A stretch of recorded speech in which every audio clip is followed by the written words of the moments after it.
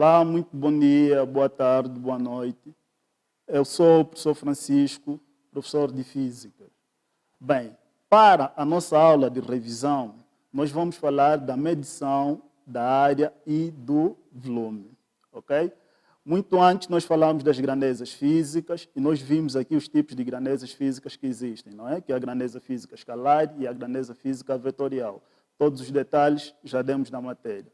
Portanto, para a nossa aula de forma particular, nós vamos ver, não é, que a área é uma grandeza física, não é? É uma grandeza física escalar. E o volume é de igual forma uma grandeza física, mas também escalar. Portanto, designa-se por medição a comparação do valor de uma determinada grandeza com o valor de outra tomada como unidade.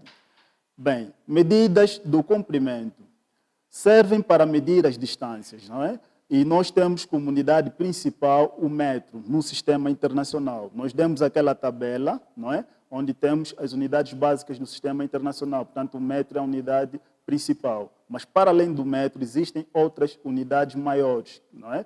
Que são ditas os múltiplos, e existem outras menores, que são os submúltiplos. Portanto, para a medida de comprimento, nós utilizamos o metros. Para sabermos, não é, as medidas de superfície ou área, que é exatamente a mesma coisa, estas servem para determinar a área de uma superfície qualquer. Portanto, nestas medidas de superfície ou área, nós temos como unidade principal o metros quadrados, razão pela qual ela está aqui destacada, não é? Esta é a unidade principal. Mas, como é óbvio, para além do metro quadrado, temos outras maiores, não é? Que são os múltiplos e outras menores que são os submúltiplos. Tá certo? Portanto, a área de uma superfície retangular calcula-se mediante a fórmula. Nós temos a seguinte fórmula. A área é igual ao comprimento vezes a largura, ou seja, A é igual a C vezes L, onde C é o comprimento e L é a largura. Okay? Portanto, são essas grandezas que nós utilizamos para calcular a área. De lembrar que esta expressão é a mesma que utiliza-se para calcular a superfície, visto que estamos a falar da mesma coisa. Medidas do volume. As medidas do volume mais usadas são o metros cúbicos, não é? Decímetros cúbicos, centímetros cúbicos e milímetros cúbicos. Atenção que nós estamos a falar de capacidades. É importante salientar isso.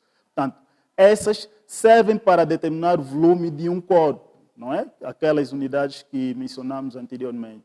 E a unidade principal é o metros cúbicos no sistema internacional, porque o sistema internacional é o sistema padrão, e nós vimos isso nas aulas anteriores. Portanto, para além, não é, do metros cúbicos, nós temos as outras, que são no caso do decímetros cúbicos, centímetros cúbicos e milímetros cúbicos. Deve estar claro.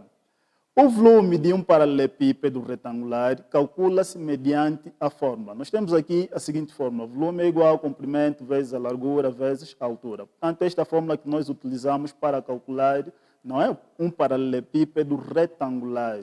Ok?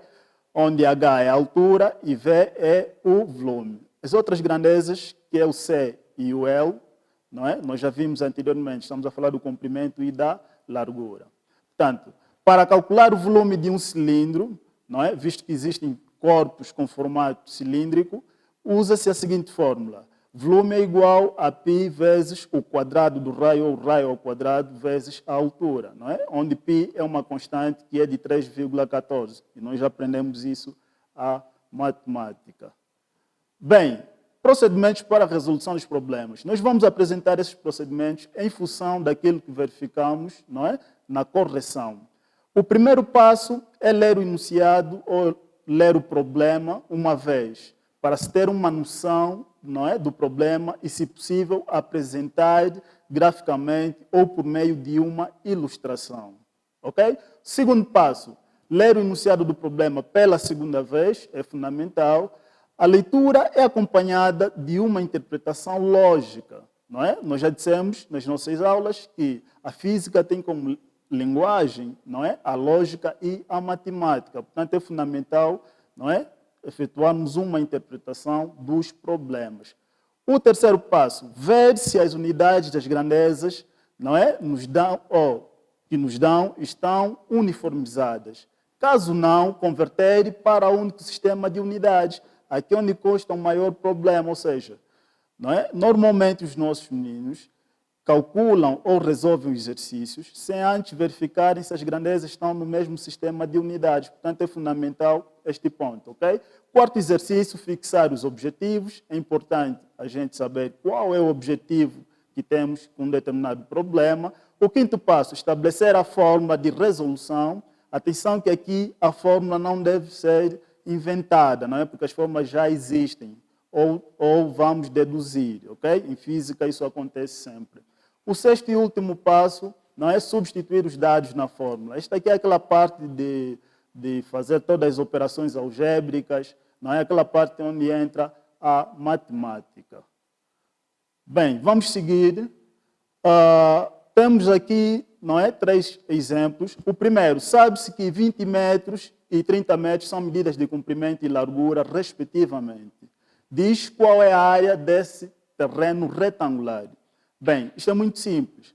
A princípio, não é, nós vamos efetuar a leitura, tal como recomendamos nos passos anteriores. Vamos efetuar a leitura pela primeira e a segunda vez.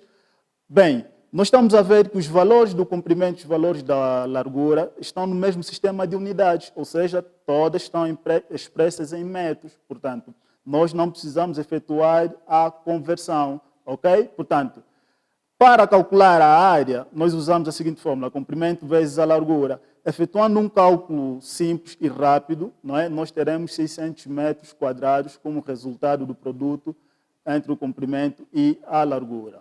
Para o segundo exercício, sendo o comprimento de um tanque de água é de 3.000 centímetros, não é?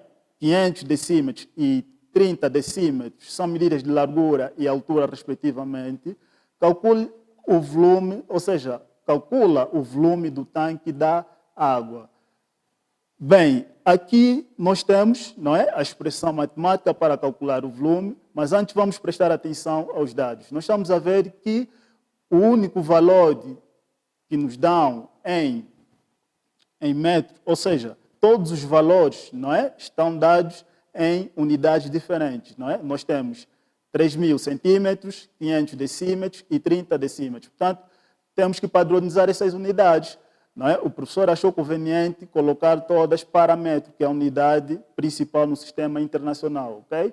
Colocando a fórmula, não é? E vamos efetuando um cálculo muito simples e teremos ali o resultado que é de 5.100 metros cúbicos. O terceiro e último exercício, não é? É a última situação que nós vimos. Para calcular o volume, já facilitaram-nos, não é? Deram um valor do raio em metros, valor da altura em metros. Portanto, basta substituirmos na fórmula, não é? Atenção que o raio é elevado a 2, ou seja, o raio é ao quadrado. Portanto, o quadrado de 3, não é? Vai ser, ou seja, 3 elevado a 2 dá 9, não é? Portanto, metro está dentro de parênteses, também sai metros ao quadrado. E teremos ali o resultado final, que é de 141,3 metros cúbicos. Portanto, é esse o resumo, não é, que nós tínhamos para a nossa aula. Bem, como sempre, vamos deixar uma tarefa, ok?